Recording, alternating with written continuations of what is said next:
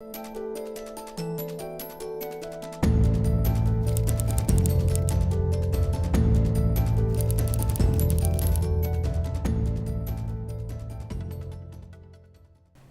Morell, thank you so much for joining us. Michael Morell at the CIA since 1980, served under 6 presidents, and for many years was giving the Presidential Daily Brief. You were really the first point of contact for the president for many years. Right, so I was George W. Bush's first intelligence briefer, so from January 4th, 2001, even before he became president, he was president-elect. Huge honor, but even a bigger responsibility, right, to carry in the agency's secrets and its best analysis and really help shape the worldview, right, of the most important person in the world. While we're on the subject, one of the pieces of the book that was fascinating to me was your personal relationship with President Bush. You spent a lot of time with him when he was on vacation. Yeah. Just talk a little bit about that. You know, he's a very special person. He's down to earth. He's a family man. He has a sense of humor. And you know, when we were at the ranch together, we would actually start a briefing by eating cereal together and talking about baseball scores, and then we'd have to do the dishes, right? Because that's what the First Lady demanded. You know, and my big fear is I was so comfortable with him, Cal, that my big fear is that I was going to screw up someday and call him George rather than Mr. President. You felt like you had let him down on 9/11. There was information that went directly to him at the end of that day. I think it was the end of the day. He was on a briefing, and you had asked that everything be passed to you before he heard it from anyone else. And it seemed to me like there was a personal sort of side to that. You wanted to tell him. Yeah, so right after the attacks, he said to me, Michael, if CIA learns anything about who did this, I want to be the first to know. So I called Langley, and Langley was, the CIA headquarters was obviously in turmoil given what had happened. And so I don't think my message ever really got through.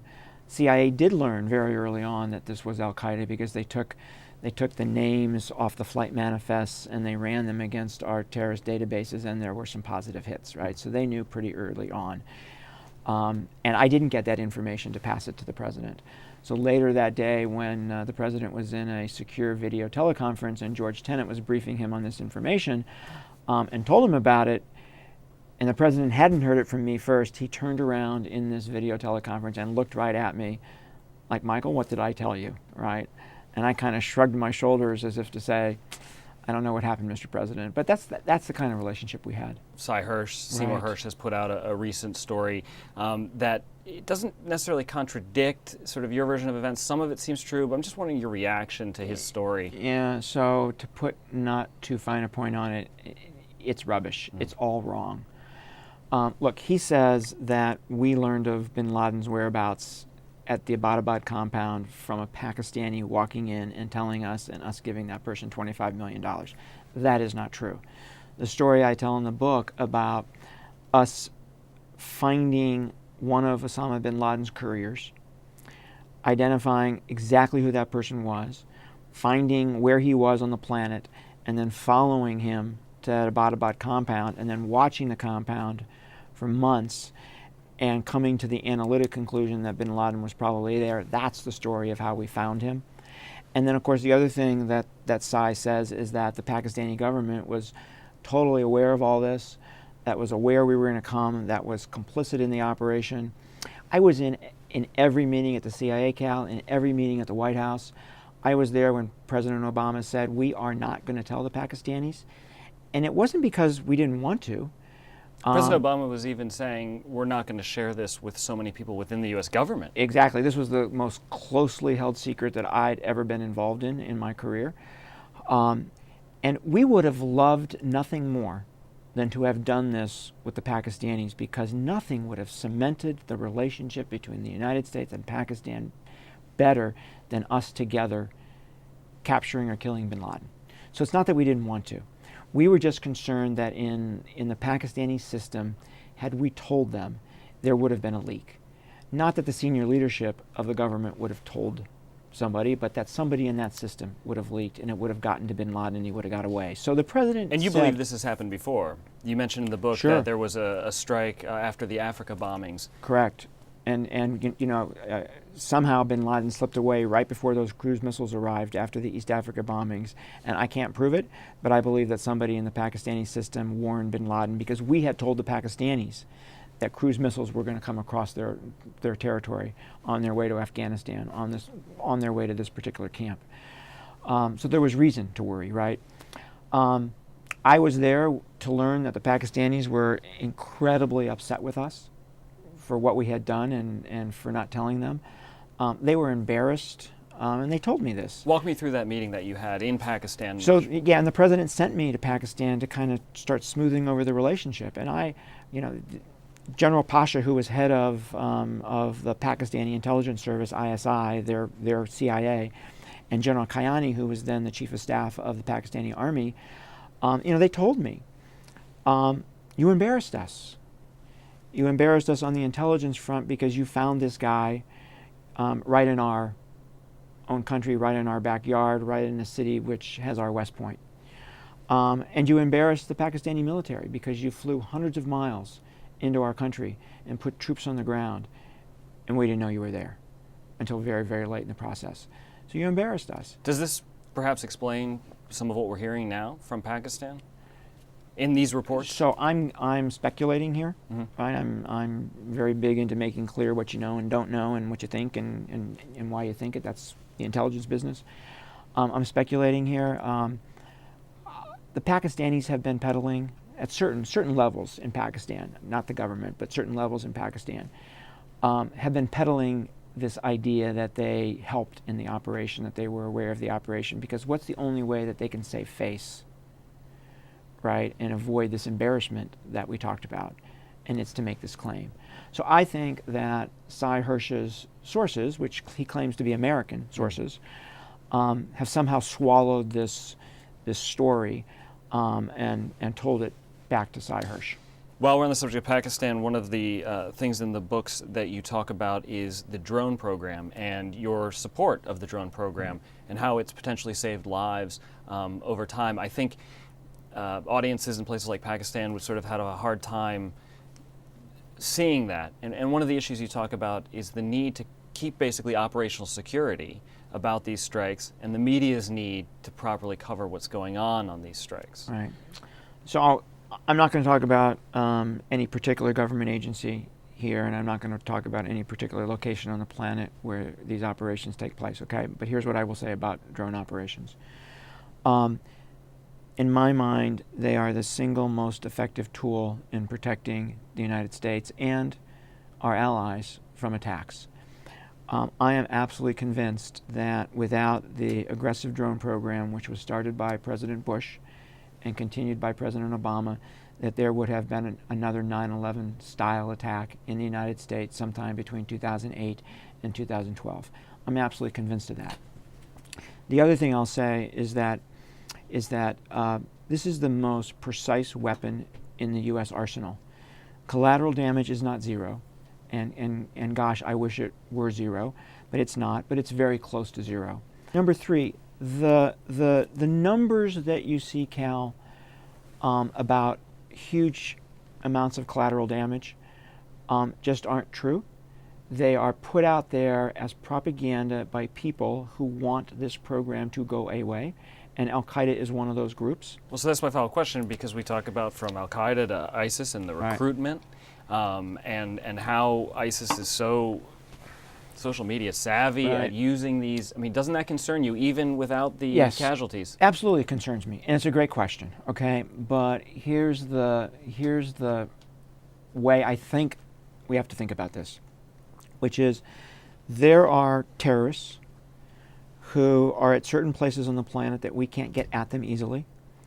They are trying to conduct attacks against the United States and Western Europe. They are trying to kill Americans and citizens of our allies, and they have the capability to do so. We have to do something about those people before they act, right? And so the question is, what do you do? Do you drop bombs on them?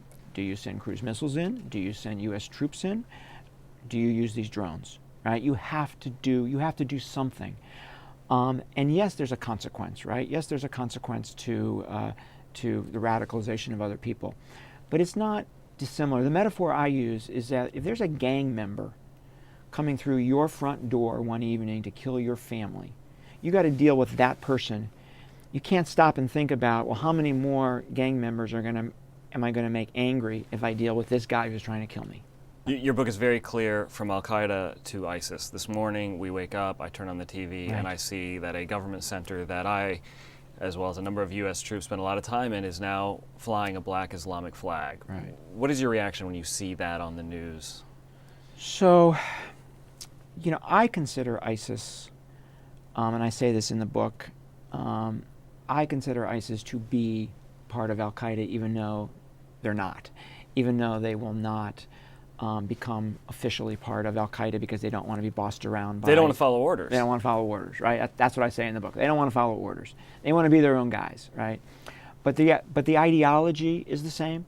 The objective is the same, establish a caliphate, and their belief that they have to ultimately defeat the West in order to achieve that over the long term is exactly the same. So, in fact, as you know, ISIS came from Al-Qaeda in Iraq, right? The story of ISIS's rise, which I talk about in the book, is actually, a fascinating one. Goes all the way back to the Iraq War in 2003, with the creation of Al-Qaeda in Iraq in the first place to challenge the U.S. occupation there. Goes back to the de-Baathification decisions by the United States government to do away with the Iraqi army and the Iraqi security forces. And all of a sudden, those guys don't have a paycheck anymore. You got to do something to feed your family, right? So some of them joined the insurgency and some of them joined Al-Qaeda. But by the time we left, by the time the U.S. military left at the end of 2011, Al-Qaeda in Iraq was at its nadir. And they started to get stronger almost immediately because the military and intelligence pressure that was on them was reduced, and they started gaining strength, and we started reporting that.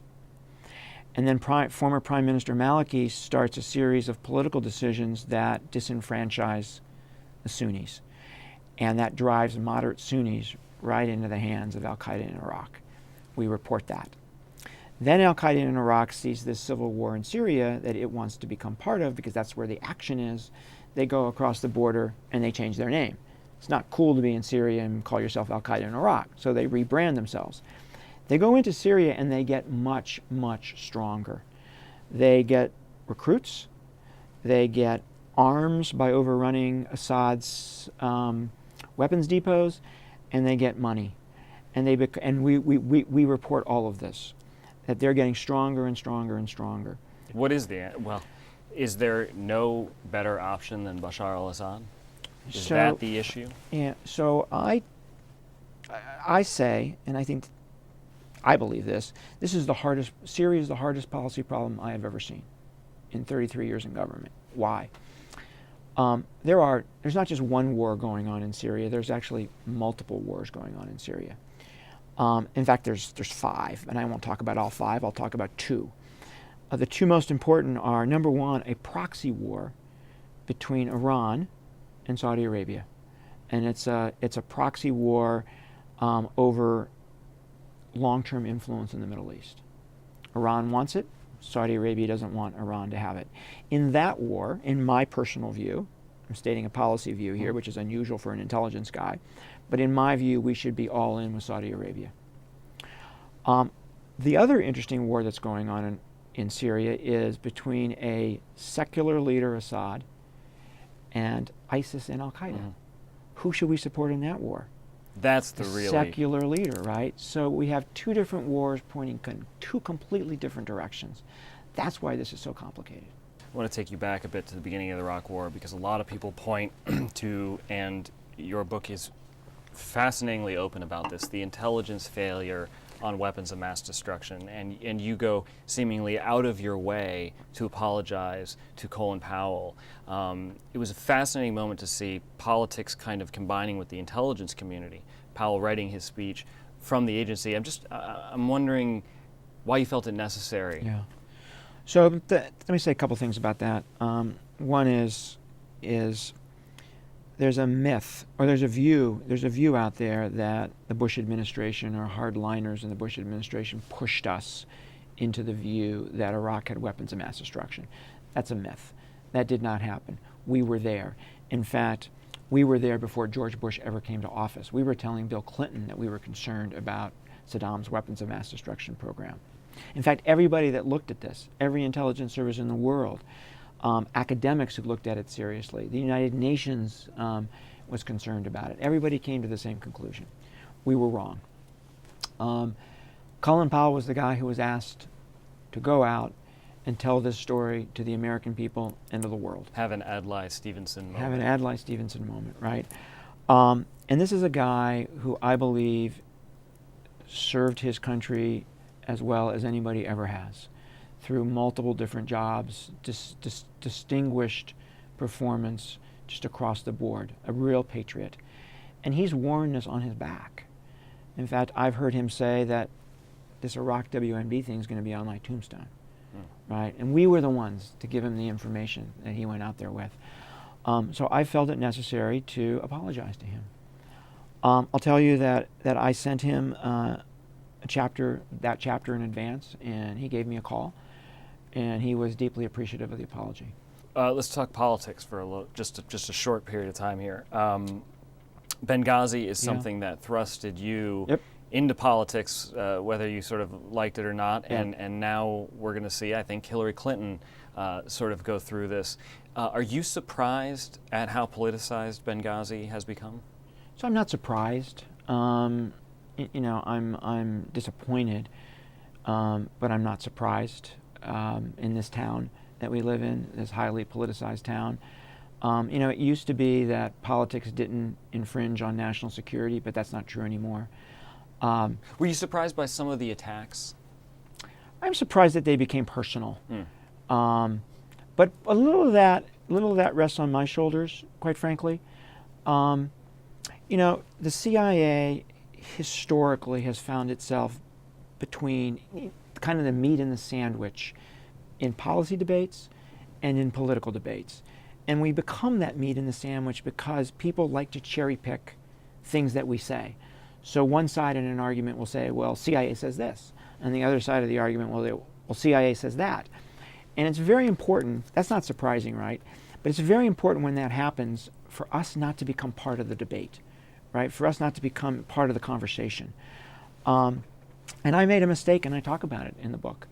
I made a mistake when I said yes to the White House asking me to go with Susan Rice to meet with Senator McCain, Senator Graham, and Senator Ayotte. Because they saw you suddenly as part of the politics of this, right? And that's not why I went, but that was certainly the perception. So I'm one of the few people in this whole Benghazi thing that have actually stepped back and have actually said, okay, what did I do right? What did I do wrong? I think everybody has to do that, because I think there's a lot of people who've said things about Benghazi that aren't quite right. And there's been a lot of media coverage that's not been quite right, right? So I think everybody needs to kind of step back and say, let's get the facts right here. I spent a lot of time trying to correct the record on what a lot of people have said about the CIA and what a lot of people have said about me. I'm supportive of Trey Gowdy's committee because I have a lot of confidence that a former prosecutor, you know, can get to the facts and let the facts take him where those facts take him. Why not release the video? I mean, you go through this in the book very clearly, and I spent most of last night thinking about this. You're able to write about it in great detail. Right. So you're sitting there, you're watching the video of this attack, these multiple attacks that took place in Benghazi over the course of what was like 12 hours, 3 separate attacks. You go through it in great detail in the book, but we can't see the video. And you say in the book, we should. Right. So it's interesting. So this is not, you know, what I describe in the book, right, of exactly what happened that night. It's not just Michael Morell's view, right? It's the analysts in the intelligence community's view. And actually, you can go look at the House Intelligence Committee report on Benghazi, and in one of the appendices, you will find the PowerPoint slides that describe exactly what I describe in the book. And those PowerPoint slides actually have some photographs. And those photographs are from the video. And when the analysts presented those PowerPoint slides, they actually showed the video running on each one of the slides. The DNI, Jim Clapper, was for the release of the video. I was for the release of the video. Some senior people at the White House were for the release of the video. Why has it not been released? I don't know. Okay. Because I, as a journalist, and maybe you'll disagree with it, I'd love to know if you disagree with me. As a journalist, I got to think at some point we're going to see that video. I think you should. I think the American people should have seen the video from the get-go, because I think it would have put to rest a lot of the concerns about what actually happened. I want to ask you one question about China. You mentioned in your book, sort of going forward, China's going to be a huge challenge. Right. So I actually think if I were talking to the next president of the United States, I would say you have two huge challenges on the national security foreign policy front. One is how do we get our policy right in the Middle East? We've just been talking about that for some time. The other is how do we get our policy right towards China? In my mind, there is no more important bilateral relationship in the world than between Beijing and Washington. That relationship is going to define in some way what the world looks like over the next 25 to 50 years. And what I would tell sort of the new president is, look, there's a couple things that are pushing that relationship between Washington and Beijing in the right direction, and there's a couple things pushing it in the wrong direction. The things that are pushing it in the right direction, we both have a huge stake in the Chinese economy doing well. We both have a huge stake in that. I know Chinese currency manipulation, Chinese theft of intellectual property, but we all have a stake in a strong Chinese economy. And let's deal with those problems, but let's all try to work toward a growing Chinese economy here. Good for us, good for them. The other thing pushing us together are increasingly around the world, our national security interests overlap. Conversations with my Chinese counterparts that convinced me of this. Stability in the Middle East, much more important to the Chinese, important to us, but even more important to them because they get a bigger share of their energy from the Middle East. So places in the world where our national security overlapping, we should be working together. What keeps Michael Morell awake at night? Is it ISIS? So it's a terrorist group with weapons of mass destruction. It's ISIS with the bomb.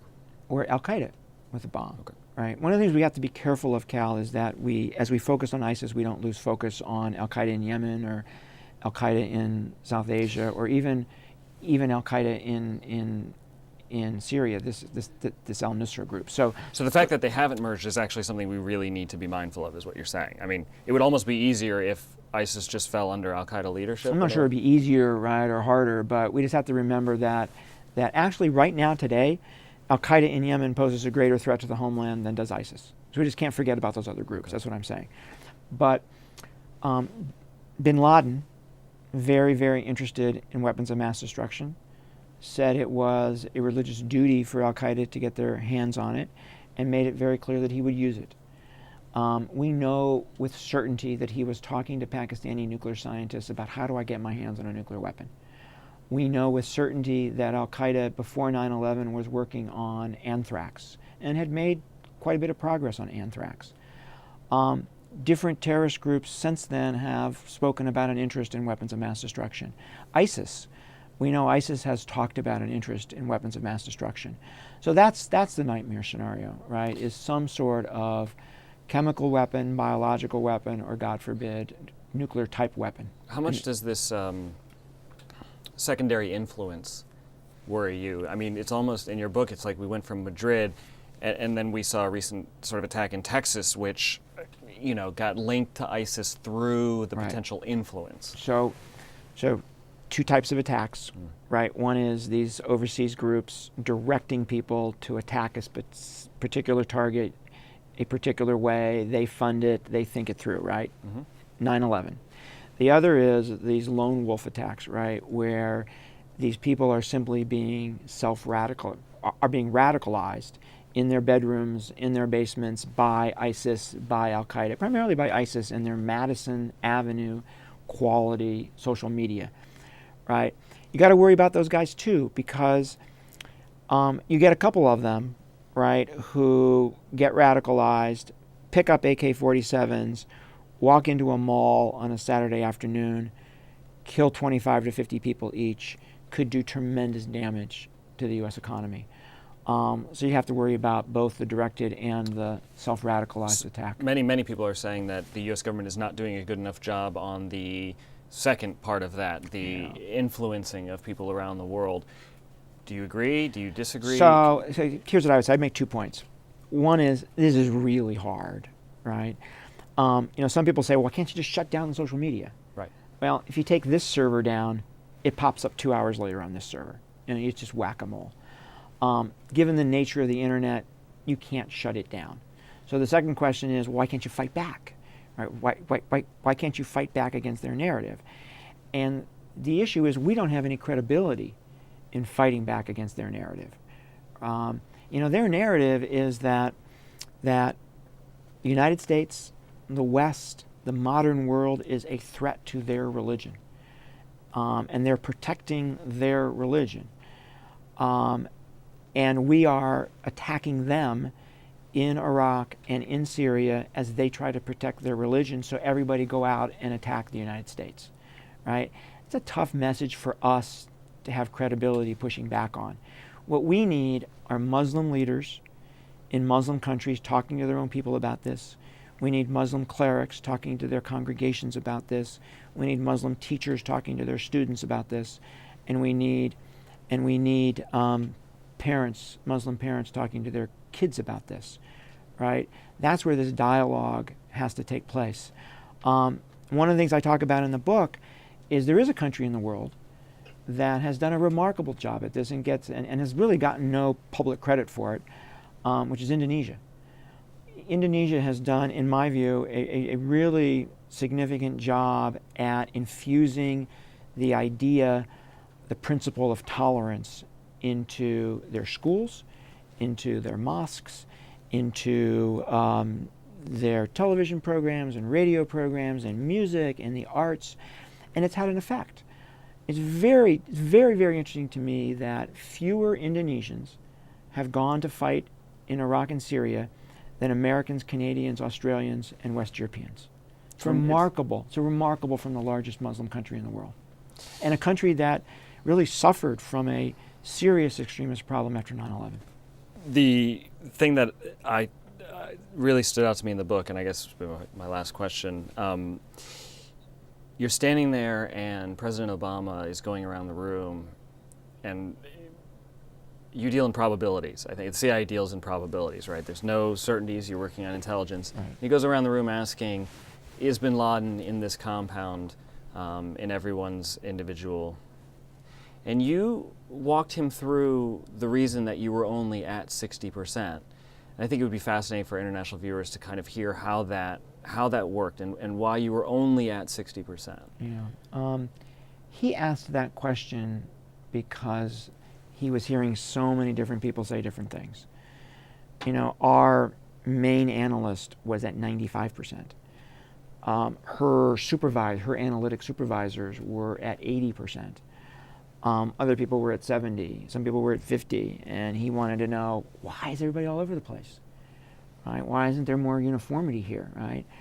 And he asked Director Panetta, who was sitting at the table, and Director Panetta turned to me, sitting against the wall in the sit room, and said, Michael, why don't you take that one? Yeah. So I said, Mr. President, it's not because people have different data.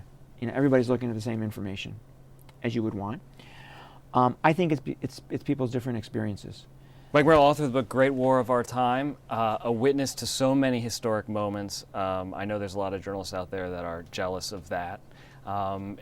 Thank you so much for your time. On behalf of VOA and our many language services, very grateful for you to take a full hour with us. Well, Cal, it's been great to be with you. Thank you so much. Thank you, sir. Thanks. Thank you. Great interview.